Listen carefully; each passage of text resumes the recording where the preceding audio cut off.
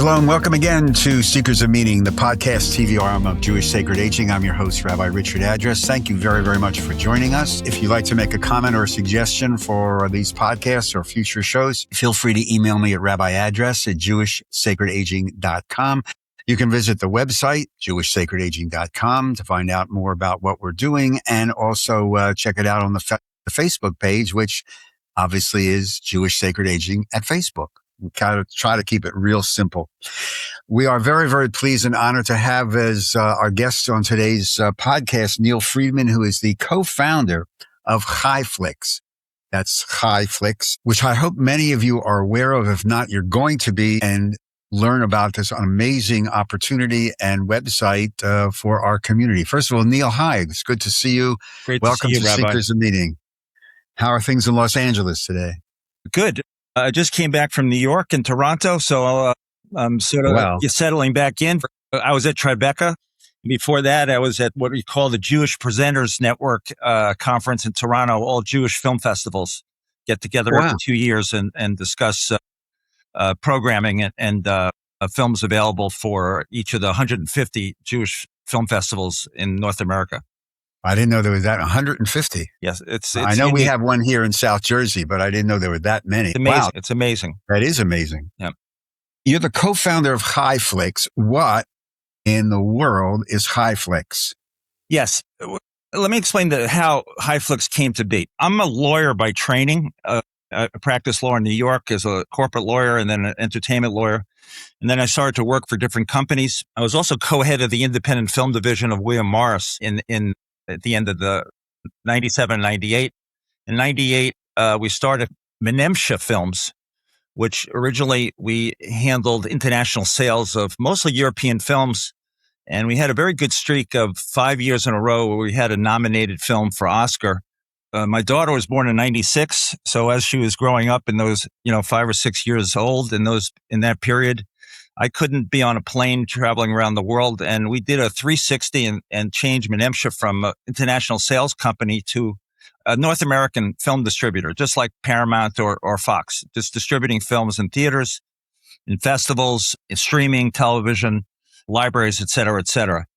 What happened is that I started to learn the art house film business, but I saw that what I seemed to have a unique interest and knowledge about was how to reach the Jewish community, that I didn't see that other theatrical art house distributors had. And in about 2012, we became an exclusively distributor of Jewish-themed films. So since 2012 to the present day, 2026, we've only released Jewish-themed films in theaters. That's Menemsha. And so I really developed an expertise in this area. I could say that without question, we're the leading distributor of Jewish-themed films in the world. And the reason HiFlix came about was in 2019, we were lucky enough to have 3 films in a row do over $1 million at the box office. In those years, Netflix had a bigger appetite for acquisitions, and the first 2 films that did $1 million each, they acquired. And the third film, which was a Hungarian film that was in black and white, and we were so happy to do over $1 million, we were jumping for joy.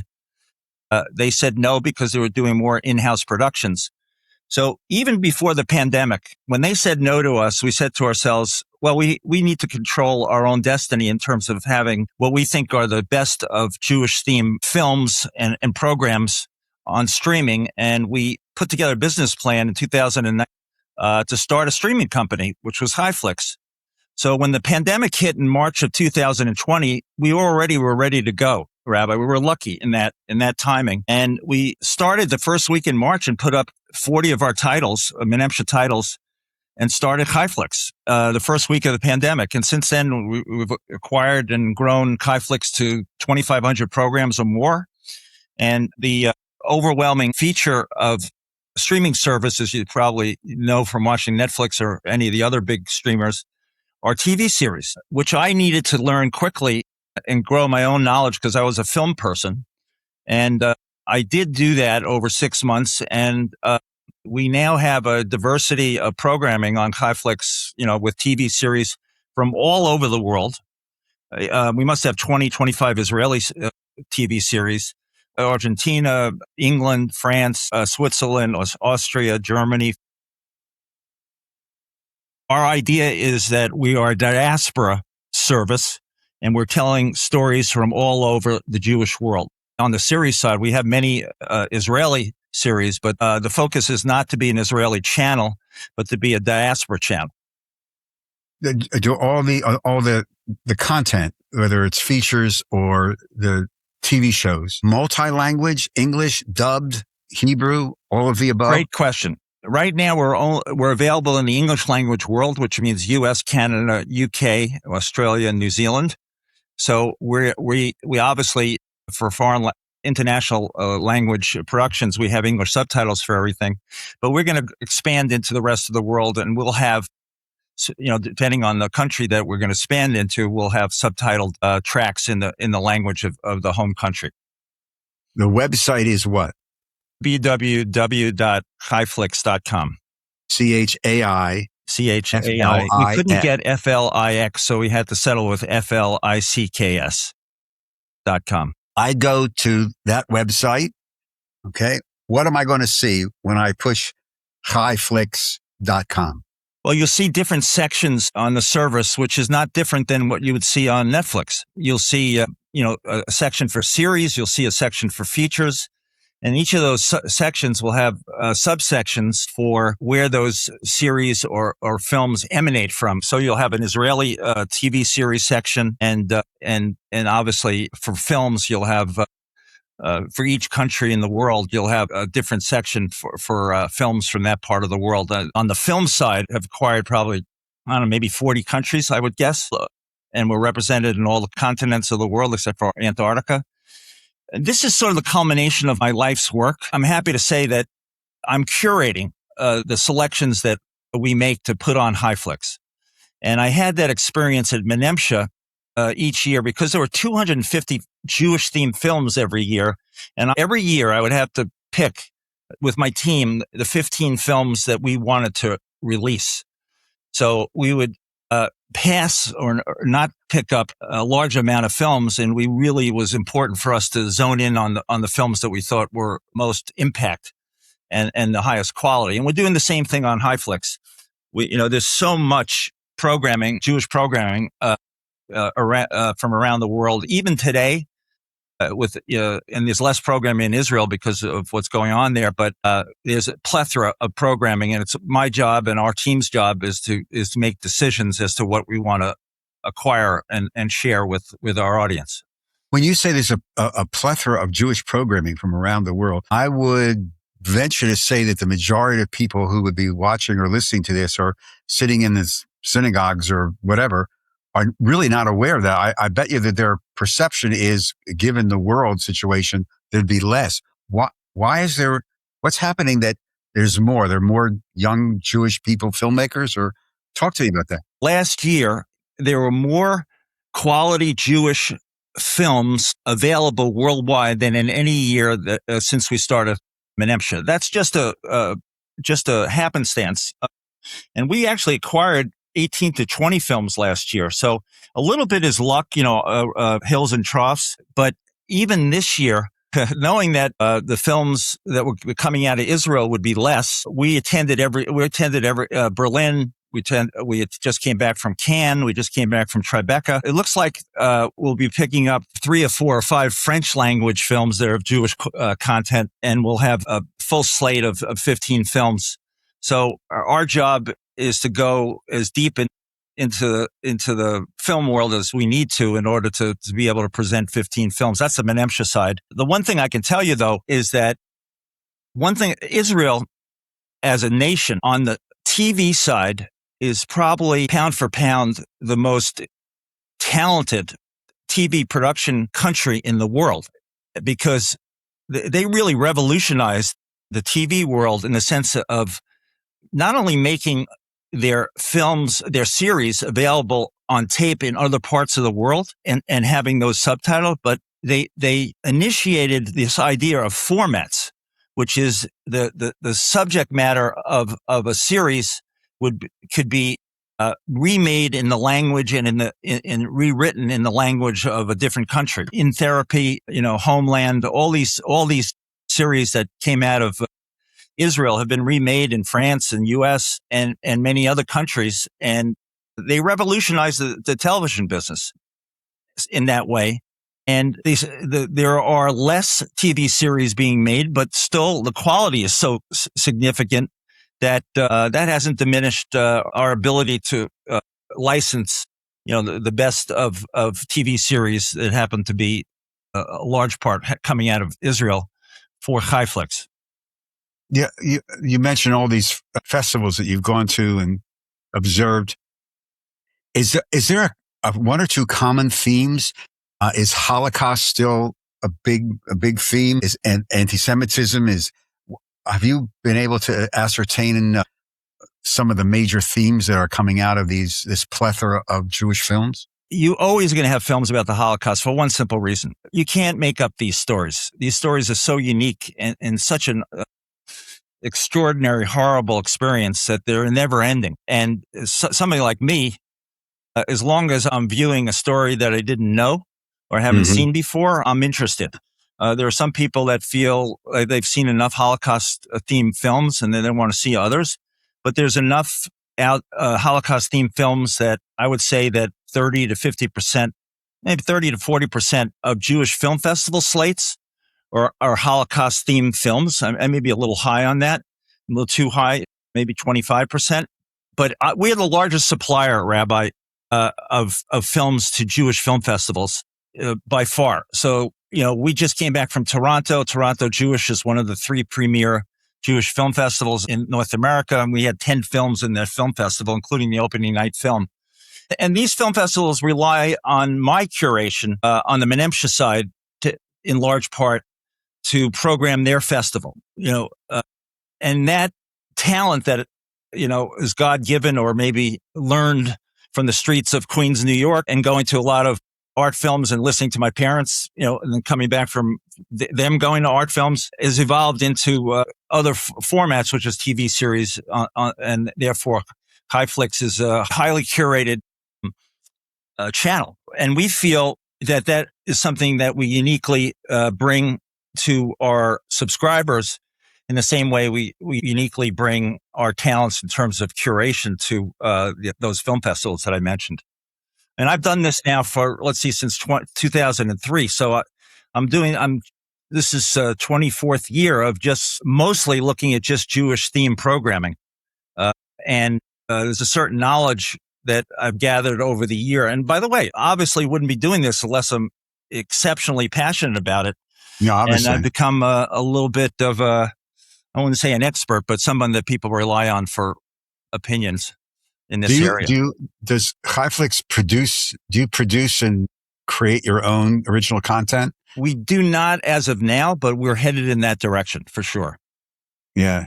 What's it like to play in the ballpark in LA with what you do? I mean, it's a unique culture. Having lived there for several years when I was ordained, given the state of the world, when you're just doing your work in LA with other film people, are you picking up any the anti-Semitism? Are things radically different, or is the entertainment business beyond that? I work in a niche, of just Jewish storytelling. So believe it or not, I'm working 6.5 days a week, and I do go out once, to an event in the city every once in a while where I see others. But I'm so fixated on what we're trying to do here with HiFlix that I'm not in the broader entertainment business. I'm in the Jewish film business, which, is its own little niche. Obviously, I'm aware that people are very, more uncomfortable today with the way things are in terms of the issue of anti-Semitism. And I think that has probably brought more people to our channel than otherwise, because they really feel that they want to have a community and a re-understanding of where they came from and who they are. And this has been an additive for us in terms of growing subscribership, because if you're interested in where you came from and the different stories of the Jewish diaspora, you could stay on HiFlix and stay on there for weeks and weeks and weeks because we have so much programming, and we're just getting started, in terms of adding programming, and that's the idea behind this. That this is a community that we've established, and the fact is that it's a community for people to go to learn from an educational and entertainment point of view about their history and cultural history. But it also is a curated site. And therefore, we are very confident about the programming that we're sharing with our subscribers. So we're speaking with Neil Friedman, the co-founder of HiFlix, subscription service. Neil, have you done any surveys or analysis or looking at the demographics? Is there a specific demographic, more or less, that comes to HiFlix? Well, that's why I thought that our conversation today would be very interesting because, our demographic is an older demographic, no issue whatsoever. It's probably a little more female than male. And, as I now have white or gray hair, I feel very comfortable. You're lucky you have hair. What's that? You're lucky you have hair. Yes. So we're always looking to get younger, but the generation that views HiFlix, I think, is that generation in the 60s and 70s that used to go to the theater all the time. And once the pandemic hit, they were less likely to go to the cinema. We've been lucky. We had a very big success last year for Menemsha called Bad Shabbos. We were able to have a big hit, but it's tougher and tougher to draw our crowd, the older audience, into the cinema. And that's the reason why we started HiFlix, because we knew that post-pandemic or because of the pandemic, people were more likely to stay home and watch programming in their house rather than going out to the cinema. Yeah, I mean, that everything's changed. I mean, just from services to education, and now the majority of the teaching I do is online. And Rabbi, well, during the pandemic, we were not only would Shabbat services be online, but there would be a film a week at many of the synagogues. And so yes, absolutely. We were sort of integrated into a synagogue schedule. So we were very aware that the world was changing. And then we started to grow HiFlix with the idea that people were at home and not going out even to the synagogue to attend services. And we knew this was a need that people were very excited to be able to view programming that they wouldn't otherwise see unless they had it on this channel. So you mentioned that HiFlix is a subscription service. So, to be blunt about it, if I want to subscribe to HiFlix, what's the cost? Is it monthly, yearly, We have a monthly and a yearly cost. We're always doing special discounts, especially around holidays. So if I told you the yearly and the for an annual subscription and the monthly, I think the monthly is $11.95, but we often have 50% discounts at certain periods during the year because we're trying to attract people to be subscribers. We think it's worth the full amount, but we're really trying to build. We're trying to, when we first came out, Rabbi, the Jewish trades or some of the Jewish weeklies called us the Jewish Netflix. So that's the mission we're on. That's a high standard because we all know how big and powerful Netflix is. So, but that's the pathway we're on, and that's what we're trying to do. In other words, have a diversity of programming, but have a diversity of programming but a level of quality below which we don't go. And the idea is to always be telling different stories and presenting different stories from different places in the world. I mean, obviously, we're wanderers, and since the Second Temple was destroyed, and so we have migrated to every part of the world. So we have, films from Bulgaria as well as Chile and Mexico, et cetera, et cetera. And, those are different stories than you get from the story of, American Jews in either Los Angeles or New York. So it's really a great way to connect with your heritage and your cultural history by being a subscriber on the channel. Since you curate and look at Jewish films and the portrayal of Jews in all these films. I'm wondering, how has the portrayal of who we are changed in what you do? The Jewish world itself is under such change. Have the films and the series that you're curating and putting out, has how we are presented changed? And if so, how? Well, one first thing is we're not political, but we do know one thing. We know there's polarization in the Jewish community, with certain issues. And we try to show both sides. But our overriding theme, I think, is Tikkun Olam. And I think that we're trying to highlight the best of Jewish values. I think that's the thing that's overriding for us, because whether it's education or helping others, or this is something that we have always been the leaders of, because we've gone through so many centuries of being discriminated against, that we know how the other feels when one is discriminated against. And we want to emphasize that part of being Jewish, that we obviously now are being overwhelmed by anti-Semitism, but the idea is that we have a community, and we give some context to this all, because if you think about what happened during the Shoah, we're not there yet, but we have similar themes that are occurring, in the early 30s in Germany that come through in today's world. And I think that's a great reminder and a great awareness to people, especially younger people, that this theme is coming around again. And because and that's one of the reasons why we do so many Shoah films, because it really hits you in the face how certain things that are occurring in our politics today in the U.S., especially, are a little bit, maybe even more than a little bit, similar to what happened in Germany in the early 30s. Yes, it's the same. It's some very similar playbook. It's amazing to me because, when I was younger, I thought that, what happened in Germany was unique to that time and that place. But I've come to learn that it can happen anywhere at any time. And you want to be on your toes. And it's absolutely something that I never expected that would happen in my lifetime. But here we are.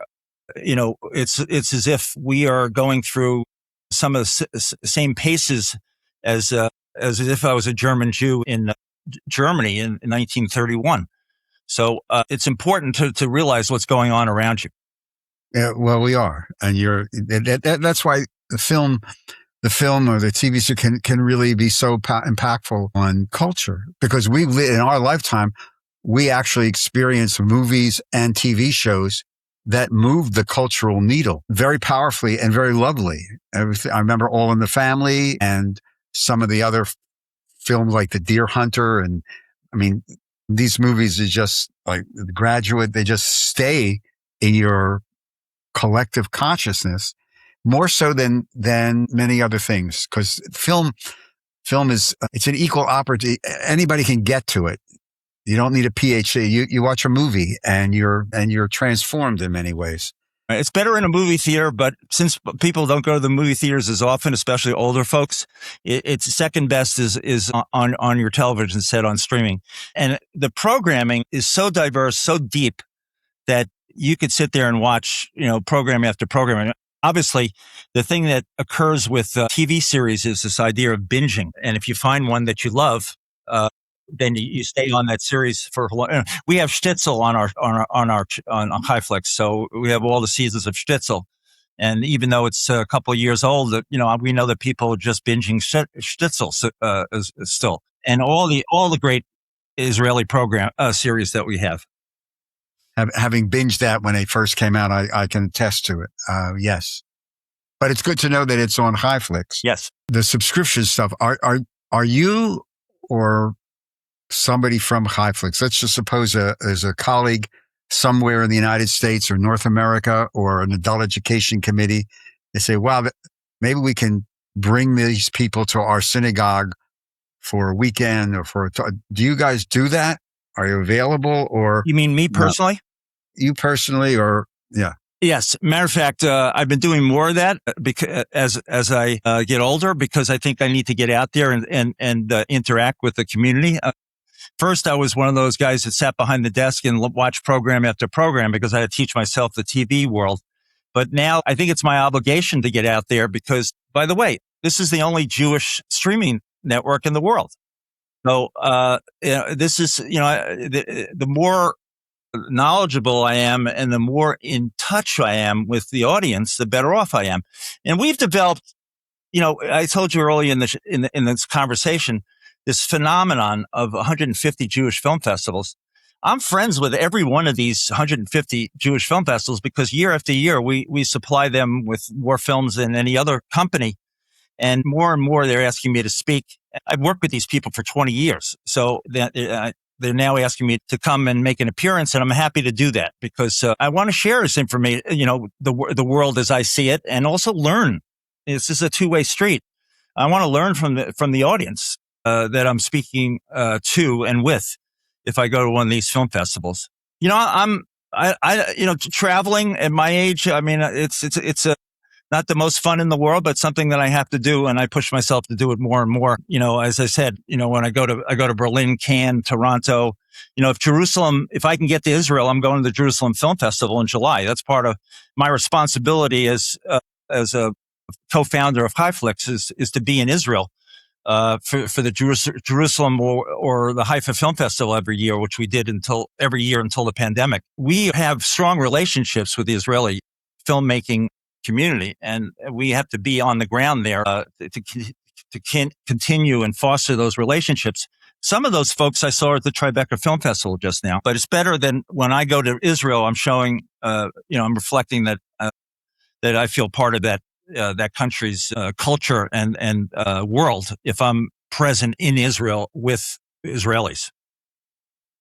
What about the films here, United States Jewish films? What are you seeing? What's your favorites right now? I just came from Toronto Jewish. We had an opening night film called Dust Bowls and Jewish Souls, which is a documentary.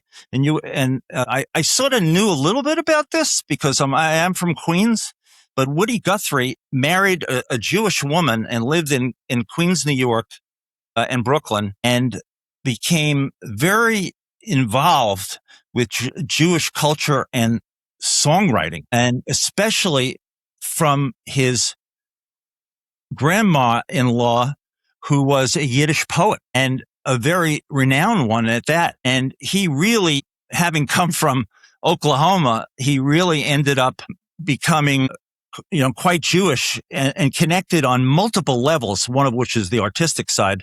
But Arlo, his son, is Jewish. His mother's Jewish. There's two other children from Woody and the Jewish woman he married. And Arlo, practiced for his bar mitzvah with Meyer Kahane of all people. Can you believe that? That was his bar mitzvah instructor for Arlo what's Guthrie. What's the name of the Dust Bowls? Dust Bowls and Jewish Souls. I have to check that out. Yeah, it's a beautiful film. And everybody's Jewish. Who would have known, right? Who would have known? Yeah. See, that's the beauty of film. And that's exactly. That's the beauty of film. That's what we look for. New stories. Every time we find a new story, I didn't know that is like the best thing you could say to yourself when you see a film like that. No, that's. I'm glad I asked the question. You want to share that. I didn't know about the Ritchie boys, for example, in World War II. Right. So, these stories are wonderful stories, and also, make you feel good about, what our values are and the reason to perpetuate our community and to embrace our community. Part of that is cultural. Because we have such a wealth of cultural history. One of the ways it's manifested, of course, is film and TV. Before we go, I just wanted, you mentioned this before we started our conversation, that you have a deal for rabbis. Yes. Go ahead. Tell me what the deal is for my colleague. This is how it started. We had a lovely a friend, a rabbi, who really loved the channel so much that he had the idea of going out to other rabbis and offering annual subscription rate of $18 a year. $18 obviously being high, and we absolutely said yes. And we want to always have that available to each and every rabbi or clergy, by the way, cantor as well. Even probably a executive director of a synagogue as well. somebody who teaches at a Hebrew school that's available for any of those folks for a highly discounted rate of $18 a year. And the reason we do that is because we're an entertainment and educational channel, and who better to share education stories with than the clergy that's part of our community. Well, we'll spread the word. And Neil Friedman, co-founder of HiFlix. This has been great. So yes. I didn't know a lot. So thank you very much. I love what I do, Rabbi. That's the main that thing. I can tell, but that's I love what I do. I'm very lucky. You are very lucky. Yes. But we wish you just continued success. Thank you. Lots of good health. Thank you. And lovely long to life. meet you. And if you ever get to South Jersey, if I ever get back to LA on a visit, we'll sit down and have a cup of coffee. I'd love to do that. I'd love to do that. If we can help you with anything on Jewish Sacred Aging, you let me know. Okay? Fantastic. You take care. Thank you so much. Thank you very much. Look forward to it. To all of you, thank you very, very much for joining us on today's edition of Seekers of Meaning, the podcast TV arm of Jewish Sacred Aging. Again, if you'd like to contact us, Rabbi address at jewishsacredaging.com. If you'd like to support our work, if you go to the website, jewishsacredaging.com, you'll find a very conveniently located donate button. And if you're a member of an organization and would like to sponsor a whole bunch of these podcasts, just email me at rabbiaddress at jewishsacredaging.com. We'll take it from there. Seekers of Meaning is produced at Lubetkin Media Studios in beautiful Cherry Hill, New Jersey. And a big shout out to our producer, the tech genius and guru, Steve Lubetkin. Until we see each other again on the next Seekers of Meaning, ladies and gentlemen, thank you very, very much for joining us. We do appreciate your time. Stay healthy, stay calm, but most of all, be kind to one another. Thank you and shalom.